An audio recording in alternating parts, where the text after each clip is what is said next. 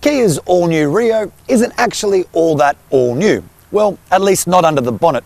But Kia has poured critical technology and comfort updates into its 2017 Rio in order to take the fight for city car supremacy to models like the Mazda2 and the Toyota Yaris. So let's take a closer look.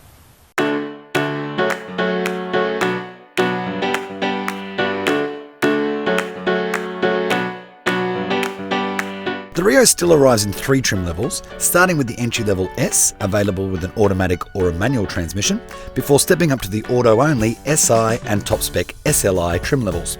And the range still starts from an unchanged 16,990. There's a single engine shared across all 3 trim levels, a 1.4 litre petrol, good for a modest 74 kilowatts and 133 newton metres.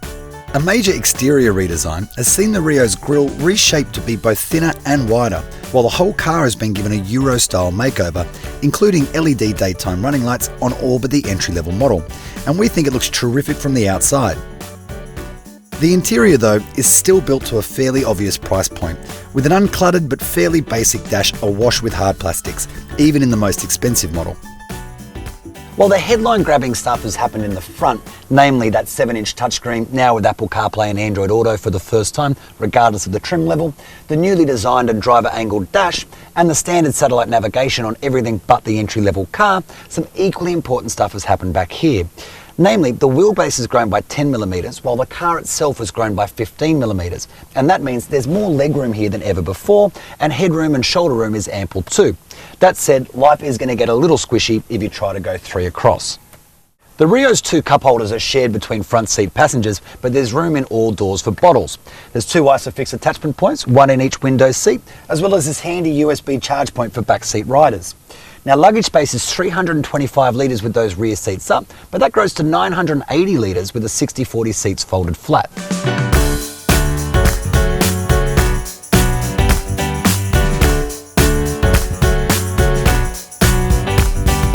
Kia is shooting for the maximum 5-star ANCAP safety rating with a rear view camera and rear parking sensors joining the new cornering brake control and straight line stability safety systems.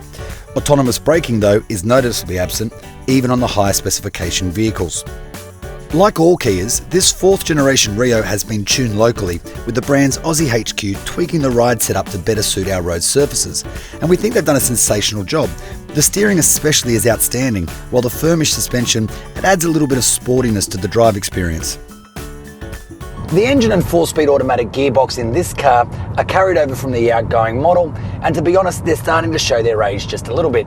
It's not that it feels underpowered, it's just that with only 4 gears to choose from, that gearbox always feels and sounds like it's working pretty hard whenever you ask too much of it.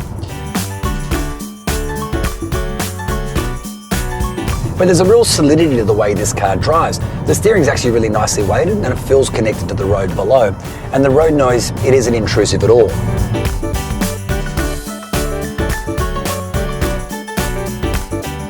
Plus, it's light, it's easy, vision is terrific, it's a breeze to park, and really, what more are you looking for from a car in this segment?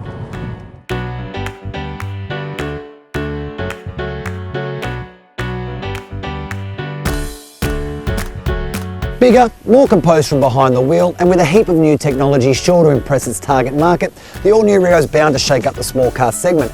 The engine and gearbox are starting to show their age when you take them out on the open road, but it's still a treat to pilot through the CBD, and let's face it, that's where it's going to be spending the bulk of its time.